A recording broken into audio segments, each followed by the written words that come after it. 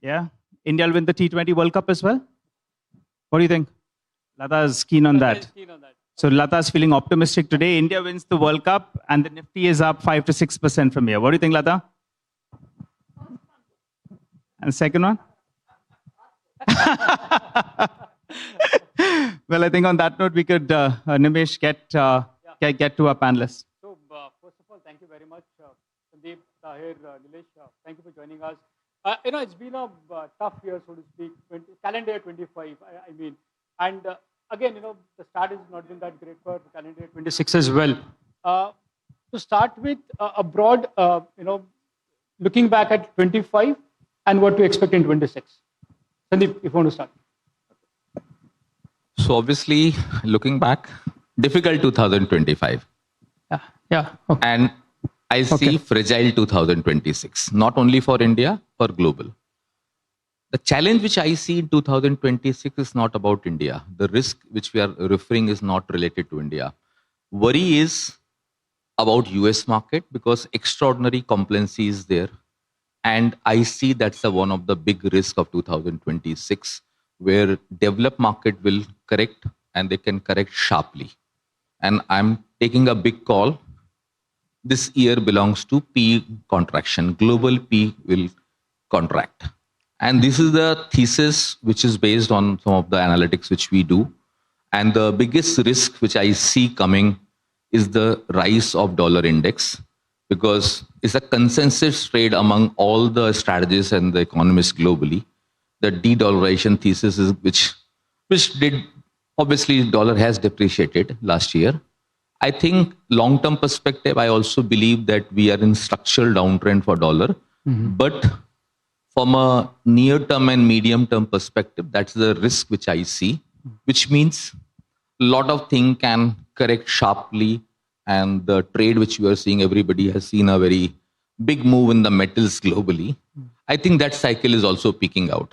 Now, when I say from a longer-term perspective, we are extremely bullish on commodity. We have been very early to talk about that money will move towards real economy from leverage economy. That's a thesis for few decades. That's a thesis which I have been saying right from 2018-19. This is from 2020, this period will start. But from a near-term perspective, we have seen extraordinary spike happening. And I think it's a euphoric move. I will not call it a bubble. I will not call it a maniac phase. It's a euphoric phase, which means the correction is around the corner. It's not happened yet, but this is a worry which we have. Sandeep, you gave us a headline that 26 will be a year of P contraction. Yeah. Tahir, if you want to give a headline to us, what is your broad outlook for 26? Mean reversion is something that you're looking at? I think so. I mean, Nimesh, the 2025 has been a unique year in many ways. We've seen 125 basis points of interest rate decline. We've seen a lot of money come into the market, especially from domestic sources. Yet the markets have not performed actually. And quite a number of things have actually, worked in a very linear manner over the last 2-3 years, especially after COVID. And therefore, it's quite likely that in many ways we are set up for a mean reversion in many things. Yeah. I mean, everything from the point of view of the dollar, as you mentioned, to let's say even our own earnings trajectory. I mean, it has been poor. Can we probably improve in the next year or so? Can we probably see our underperformance relative to many of the emerging markets? We've seen significant amount of underperformance in the last 1 year. Can that mean revert? Can we see mean reversion in the global markets, as he indicated, that the whole AI trade, which is dominated and led to almost a bubble kind of scenario developing. So in many ways, I think this is what we have to probably prepare ourselves for. And I think we'll have to be a lot more astute. Quite a number of the themes that we always swore by, we still swear by, and we've, as long-term investors, we've looked at those themes as things which can probably compound over a period of time. Did very well in the last 2-3 years, but have been at the receiving end of things in the last 6, 8, 9 months. And I'll ask you about themes and how are you? Yeah, so I think in many ways, mean reversion is therefore the order of the day. Okay, all right, Nilesh, let me get you in then. That's an interesting couple of calls that we've got. Peaking out of the mother market probably, and the dollar index that we were getting used to slipping maybe it's bottoming out and mean reversion, as Tahir said as well. But Nilesh, how do you view it? 2025 was a very, very tricky year. Yeah. Going by the headlines, you should have had a rocking year. That wasn't to be. How's 2026? And what's the big theme or the big call that you're taking for 2026? Yeah, I mean, looking and equities looking from 1 year lens may not be most appropriate, but Sure. You're right. I mean, all of us know 2025 was tough. But if you look at the scorecard, Nifty had 10 consecutive years of positive returns, green. Even in COVID year, in the calendar year basis, it was positive, which has never happened in the history of any developed or emerging markets. So to see in the 25 returns in context of what happened in very strong market in 2023 and 24. And I think there were three headwinds which caused correction over the last 15, 18 months, and all three are receding, in fact, turning favorable. One is related to macro environment, both globally and domestic. Then related earnings momentum, which also slowed down. And of course, the valuation premium also. Valuations were high about 15, 18 months back. So on macros, all of us know there has been massive sort of turnaround or stimulus, both from the fiscal side and monetary engine has been firing. We have income tax cuts, more money in the hands of people. We have interest rates reduction by 125 basis point. Will full impact, you will see it. And of course, from the monetary side, again, massive, apart from the reduction in interest rates, injection of liquidity, etc. So it will take a bit of time, but we'll see earnings moving. Again, retracing back. Last 2 years, earning growth has been in single digit, low single digit, in fact. We see it moving over the next couple of years to more like low teens, etc. Oh. So in that context, I think the view is positive, constructive. Of course, from a macro construct, the only thing which is sort of missing is what's happening on the trade part. But apart from that, we have very strong flows. We have reversion in the earnings momentum. So I think 1 year again is difficult to predict in equities, but next few years should be pretty solid.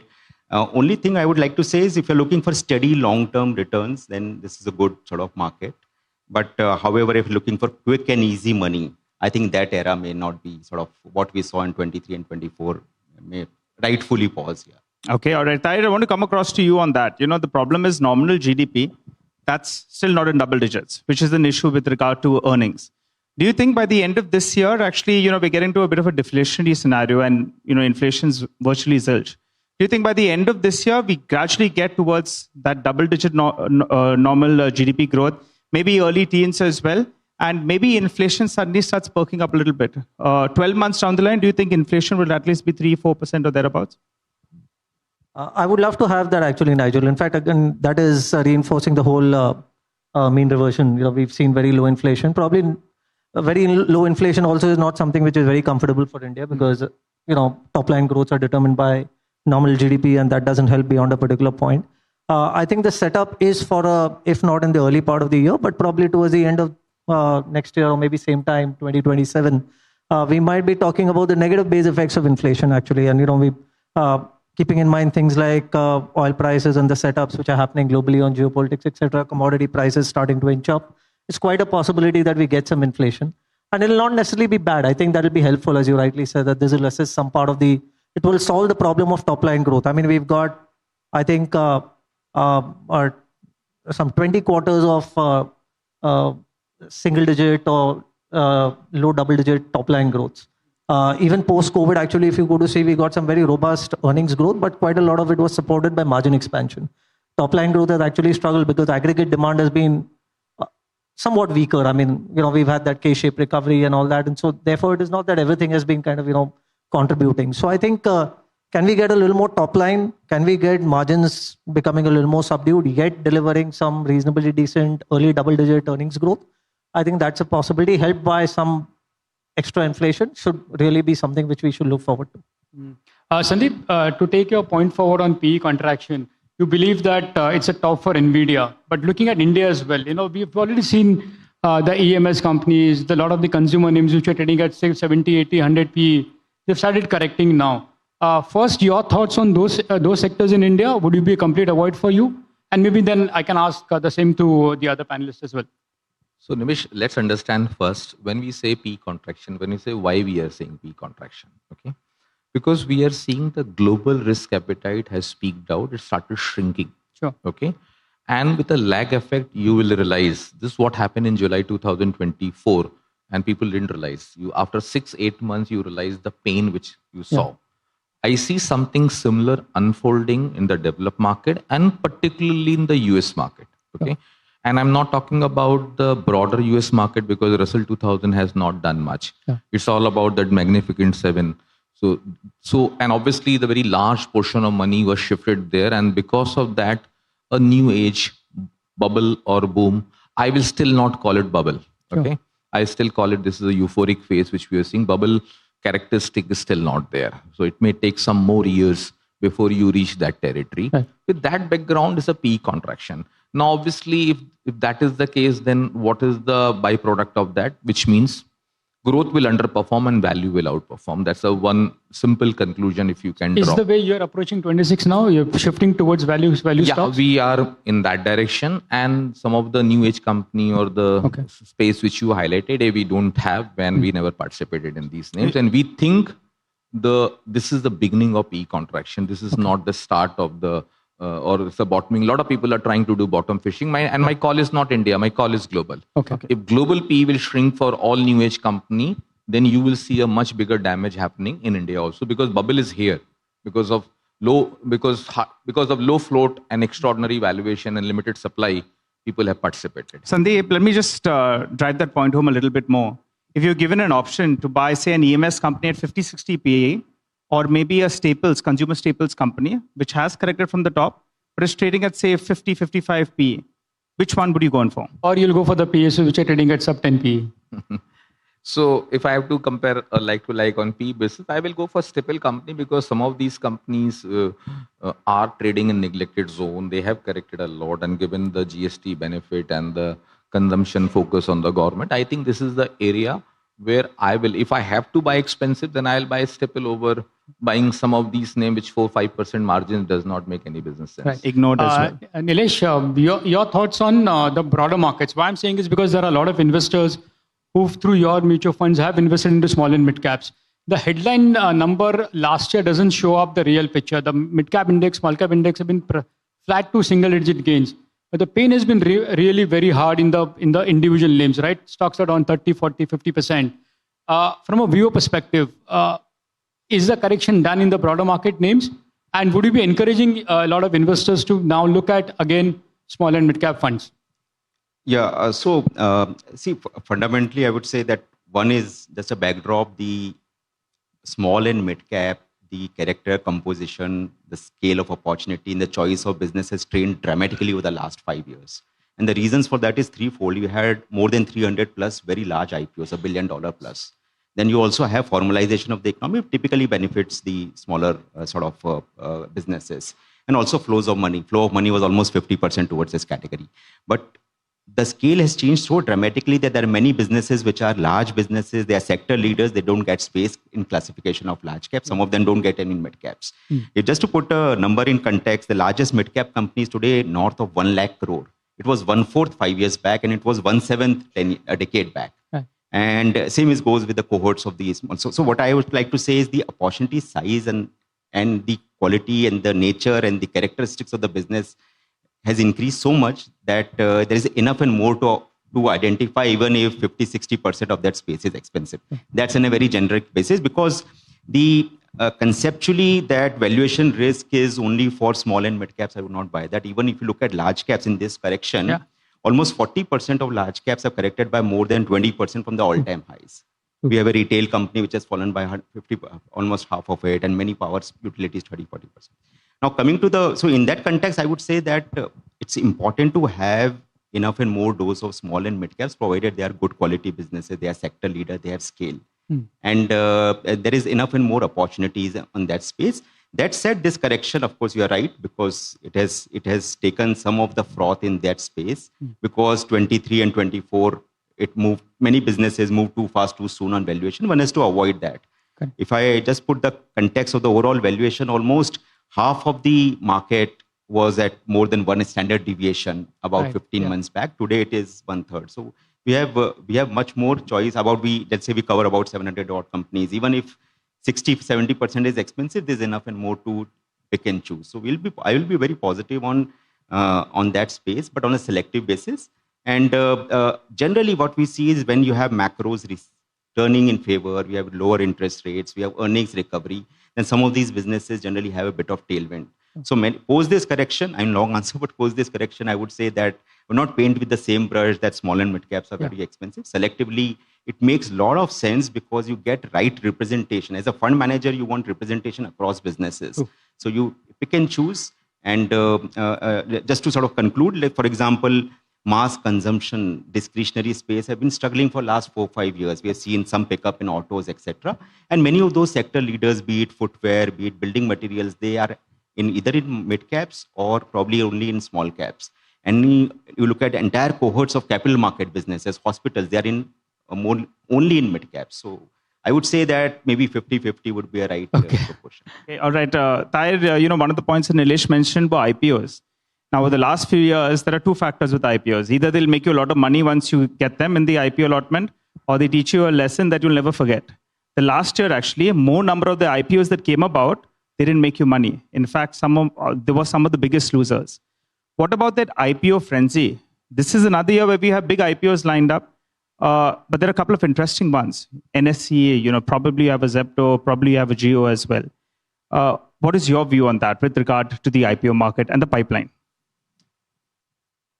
So, look, I think there'll have to be a certain amount of moderation both from the issuer side as well as from the subscriber side as far as IPOs are concerned. And by and large, IPOs also are going through that same cycle. Again, I'll talk about mean reversion even in IPOs and valuation in IPOs. That's quite possible.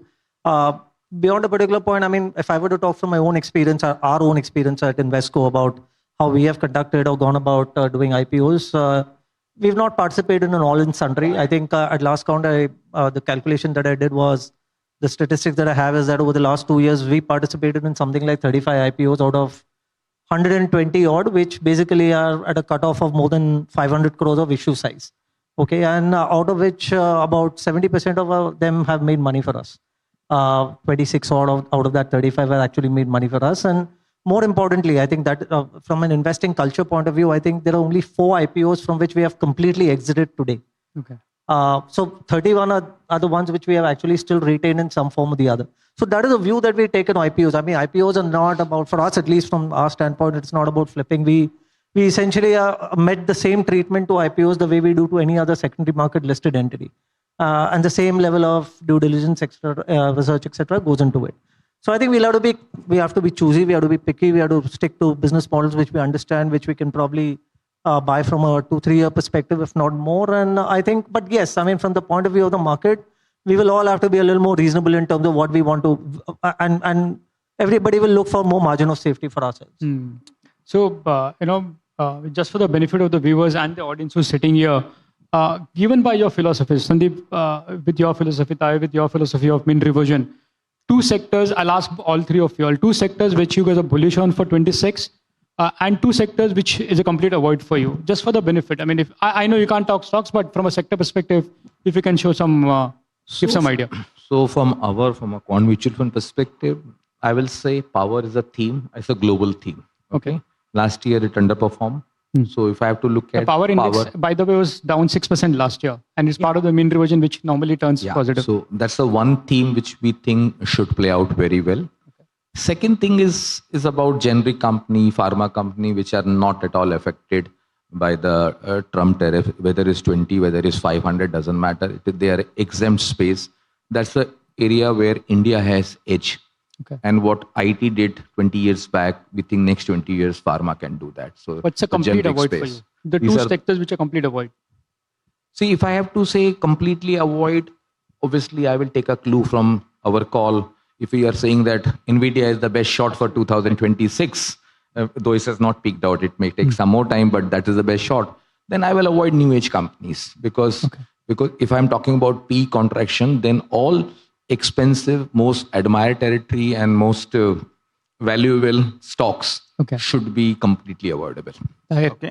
All right. Just one more point, Sandeep. The call on metals is we are nearing the peaking out phase even there. So if I have to say it's a structure bull run, yes. But if I have to say a medium term perspective, I think top is around the corner, whether it's 15 days or months time. Somewhere you will see, like, first gold can peak out, copper is also in a similar situation, but they still have not happened. Okay. So we are in the climatic phase. So this phase, whether I should participate, the answer is no. I will look for a selling opportunity or booking profit, not shorting. Okay, the reason I asked you that because you're working with a stronger dollar. So, obviously then you have that correlation. Tahir, coming across to you, mean reversion is something that you've said from the start of this conversation itself. Couple of underperforming sectors last year were real estate as well as tech. Yeah. Do they find, a place in your portfolio for this year? Will you be reasonably more optimistic about them? And give us your top 2 sectors as well. So again, continuing with the theme, my theme of the evening, mean reversion, I think the 2 or 3 things which stand out, basically tech, as you mentioned, is something that we're increasingly trying to build confidence around. And we know that it is not going to be really front-ended returns, but I think this is a good time where at least from a FCF yield perspective, we can probably feel reasonably comfortable that valuations are somewhere in our control at about 4.5-5%. It's not a bad point to enter.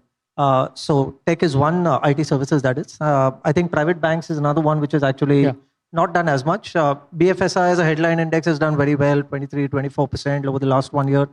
But when you probably drill it down a little further, and you'll find that private banks, actually the top 5 private banks have all done less than 20 or thereabouts. I mean, they've underperformed the BFSI index.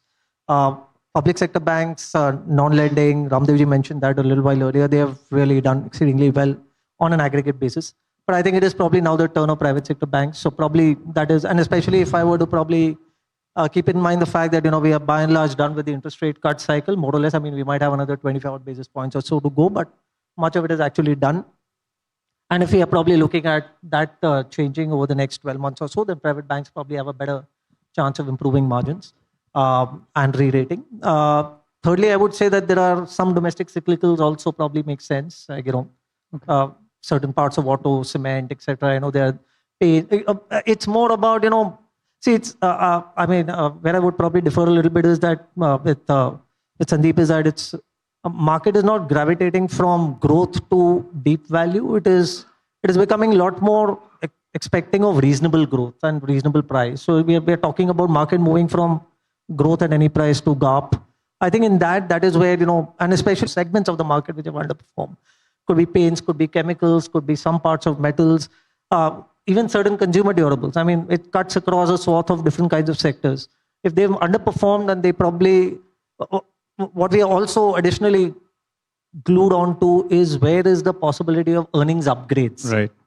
That is what the market is actually queued on to all the while.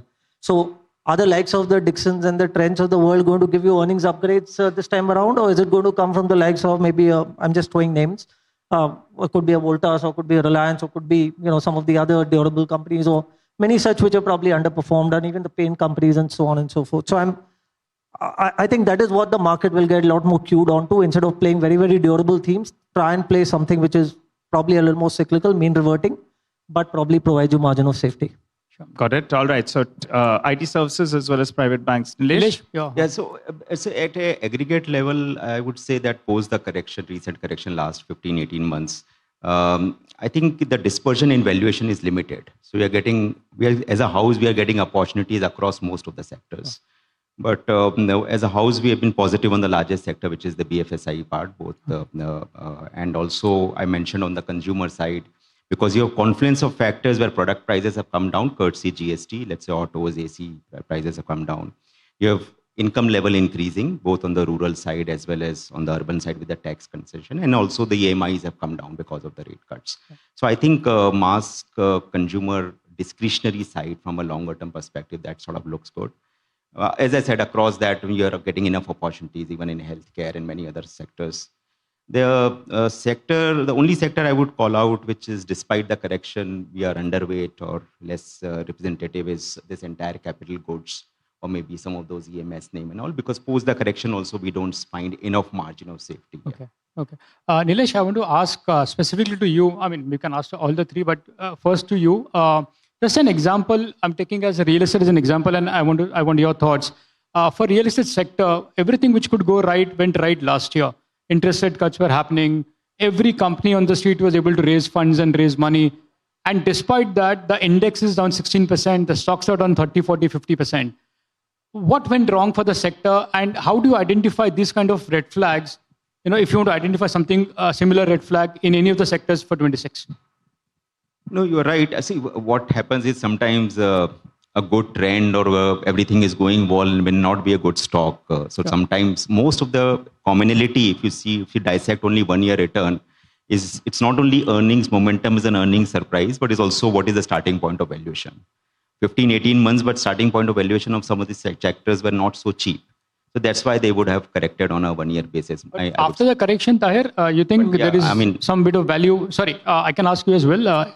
You think there is value now in real estate sector stocks? Yeah, we would be positive because they would, as you rightly said, most of the sales numbers have been pretty decent, and they are beneficiary of low interest rate regime, right? So to that extent, they would benefit, but it's not a very homogeneous sector. Sure. So one has to be very stock specific, unlike many other businesses. Tahir, you want to come on? In continuation of that question about real estate. So again, that is one which can probably revert, and from the point of view that stocks have actually not done well, but it is not exactly reflective of the underlying trend in real estate. It's not as bad as what the stocks are making out to be. So it essentially presents an opportunity. And why I say this is that we started off by saying that valuations starting point maybe at the start of 2025 on the higher side. But I think developers at one level have pulled back by themselves. I mean, they've gone through their own experiences of the past, and I think they're behaving in a more rational way. So whenever they've seen a little bit of contraction of demand, they pull back in terms of new launches, etc. And I think that perhaps to some extent is also a function of market sentiments and so on. Cyclically, I think it can revert, and especially the longer term cycle, I think for real estate, we still remain reasonably positive about. So again, this is one sector which can, as 26 comes about, I think stocks will start aligning more with the underlying reality, which is reasonably fine, particularly as far as luxury, mid-end, premium. Affordable housing, of course, has got its own set of challenges, but I think most places where larger developers are actually focused is still in the play. Okay, and Sandeep, you want to weigh in on the real estate theme? So I'll give you an interesting perspective from the behavior side. Okay. What I say is correct. They are in neglected space. They have corrected a lot. And frankly speaking, numbers are not bad, at least for the larger listed companies. We are not seeing any big deterioration. Okay. I always see on the real estate side, when your wealth contraction phase comes, real estate P multiple deteriorates. Okay. So we have seen last 1 year, because large portion of houses, premium houses, expensive, people make from markets absolutely, in some form or other. True. Okay, so it's when you have a wealth contraction phase, your confidence level is low. You will not go and participate. The wealth effect is there. Then everybody wants to buy house, second house, and third house. So it's more from a psychological perspective that impact is there. Okay, among all the volatility, the one big headline to me in the last 1 year was the FDI money in financial space. 5-6 large deals. RBL Bank now with an MNC. Shriram got a $4.4 billion of inflow. What have you reading this? Lot of FDI money coming to the financial space in India. And is there a sector to bet? So I think this is a good opportunity. Given, since we are one of the largest shareholder of RBL, so we can say that and we track it closely. Given the USD INR situation and government and first time RBI allowing somebody to take over the controlling stake, here the challenge was 26%, we are offering 75% or 51%. So it means the mindset of the current regime has changed completely, which means there could be a great opportunity. And we have seen a couple of deals happening from the Japanese money coming to India, and there's a big queue. Okay. So this is the area, I think there's a great opportunity if you get something which is completely neglected and beaten down, and appropriate time, confidence capital can be infused. Yeah. And for whatever reason, if they want to hand over the control also, I think is good news for this country. Nilesh, you want to come in? I know you're bullish on BFSI, but the fact that so much of FDI money is coming in, how do you read that space and what it could mean for the sector? No, I would concur. I think these are specific cases and happen to come together, three cases in particular. And probably it's also has a blessing of the regulator, and probably one of the lens of is also to be more pro-growth. So to that extent, I think there's enough and more opportunity in that space for many of those franchises to grow. Okay, all right, gentlemen, we thank you all for that. But there are a couple of questions from the audience. Just like to throw the floor open. If anyone has a question, please, if you could raise your hand and we'll come across to you. Okay, I think Lata has a question. Okay, there is somebody. Hello. Yes, sir. Please. Yeah, panel please. speakers. Yeah, hello. Welcome to you, ma'am. I had this question. In the real estate sector, like the luxury real estate is a very niche segment, but it is growing the most.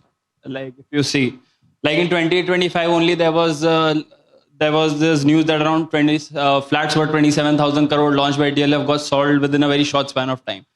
So do you think that this will continue in like the premium luxury, or it has moderated in the coming years? Luxury real estate. Yeah, I can take that. So like as I said, yes, I mean, premium luxury is also growing very fast, and it is maybe somewhat of a niche, but generally mid to premium to semi-premium or whatever you call it, and then to luxury, I think it's becoming a larger and larger part of the overall thing, especially in terms of value. So the statistic is that in the last year or so, or 2 years maybe, the share of all premium, mid-premium housing, affordable housing rather on the other side has actually come down quite meaningfully, probably to about 25% of the total housing real estate market, from what was more like 50-odd%. So it is a fairly strong climb down. Is that going to go back to 50? It doesn't really look like. Today we are in a stage where we are, as a country, there is an upgrade cycle which is happening in real estate, and it is gradually progressing up the ladder. We have a significant proportion of our lower middle income households which are going to migrate to upper middle income households over the course of the next 5, 7, 10 odd years. And that essentially should probably sustain this upgrade cycle even further. It's happened in every country around the world, and we are probably one of the last large markets which are going to see that transition over the coming 5 or 10 odd years.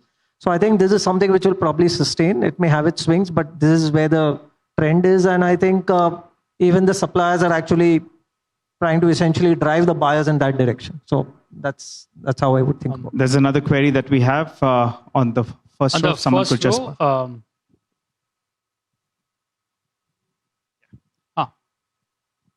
Yeah, can I ask? Please. 1 minute. Let us ask the question first.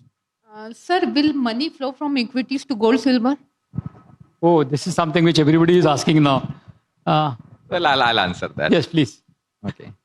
See, we don't have to look at it in a very short-term perspective. If you have to take a strategic call, like I always say, we have been saying for a while, as many quarters, precious metal is your tactical call in the global uncertainty phase. And this phase is not going to end so easily. Our view is till 2032-33 this phase will last. So you should have 10 to 20% precious metal in your portfolio, despite I'm saying that from a very near-term perspective, both gold and silver can peak out. And you can see a very steep correction or sharp correction, 10-15% correction. And we have to live with this. Maybe 2026, you will see more volatility in gold and silver prices than what we have seen. Last year was the easy phase. We are in bull run, but difficult phase of bull run. So it will be challenging. So I don't think one should look at money will shift on. Money is shifting globally to this asset classes. As I said, it's all about from leverage economy to real economy. This cycle will last for many decades. And that's the reason, if you go back and see how China has built the commodities thing last many years. So commodities in the real world are going to stay on a higher side. If you ask me, copper, let's say, is X level. Can it go by another 30% by year end, despite after a correction? Answer is yes. So we are in structured bull run. So you have to keep your planning in such a manner that it should not get disturbed. You should not participate now. Rather wait for maybe a quarter or so when it corrects. So buy on dip should be a strategy for you. Okay, there's one more query. Yes, sir. Yeah. So, as you answered the real estate as well as the current question of gold equity. So, so much data, so much information, rather information noise. So question to all of you actually, do you see AI is what now making, life easy for you, or is it the competitive advantage driver? So how you use AI internally? Curious to see whether that's a competition to you actually going forward. I'll answer it very simple. Any technology benefit, it increases our efficiency, improves productivity. Okay. So I don't think a lot of people look at the other way, it will lose job and all those things. I think in some segment it will happen, but when I look as an individual or from an analytic perspective, our life has become easy. Okay. What we can process in 15 minutes, you should take sometime few days also. So obviously we are beneficiary, as in the previous session we are also talking about. We should understand how to optimize these opportunity which is there, and everybody should use it. Okay, all right. I think we can take one final question from the gentleman back there. If we could get a mic out there. Yes, one final question. Thank you for such an enlightening discussion. A quick question. We've seen that quality stocks like TCS, Asian Paints, Hindustan Unilever, over the last 3 to 4 years have been more or less sideways. So what are your thoughts that will quality finally be taking a turn in this new year and going forward? Or do you still feel that these quality names at higher valuations will continue to face headwinds in the future? Nilesh, you could take that. Yeah, we cannot give a very generic answer. At a broader level, obviously, quality is always the last line of defense. In investing, you have to buy quality businesses as defined by growth, ROI, ROCE, and good management, and at a reasonable valuation. Some of the names you mentioned, I think for different reasons, each have underperformed. Most businesses we see are either impacted by disruption and or competition. In some cases, it's both that. So one of the paint names which you mentioned, there has been serious competition on that, apart from bit of headwinds on the sectors. Staple business generally are again disrupted because of the supply chain, as well as they are low growth businesses. IT has its own sort of headwind. It was never a high growth sector. But those names, just because they have underperformed or outperformed, should not, as a construct, obviously, quality is very basic. It's very fundamental to investing. So obviously, no one would say that you would not buy. And how do you define quality? In our opinion, it is on the longevity of the growth and the quality of the growth, or the character of the growth as defined by ROCE. So I think in the longer term, wealth creation obviously happen if the business is able to intrinsically compound the value, and the starting point of valuation is reasonable. We're not overpaying for that. But sometimes quality, the perception and the names which you mentioned is also probably as the stock has not done well because the starting point of valuation may be very high.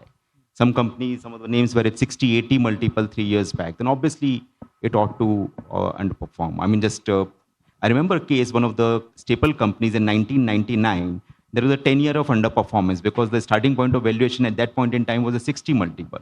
So I think it's much more nuanced rather than a very generic answer or framing anything under quality, value sort of thing. But that said, quality is very fundamental foundation of investing and creating wealth in equities, through equities. Okay, all right. Thanks a lot, Nilesh, Tahir, as well as Sandeep, for joining us, giving us those insights. On a personal note, I'll hope that, it's a batsman that's come to the crease, batted out the initial few overs when the ball is moving around, and hopefully we're setting ourselves up for a bigger innings. That's the note I'd like to end on. Thanks a lot. And thanks, Nimesh, for co-hosting this. Thank you, everyone. Thank you.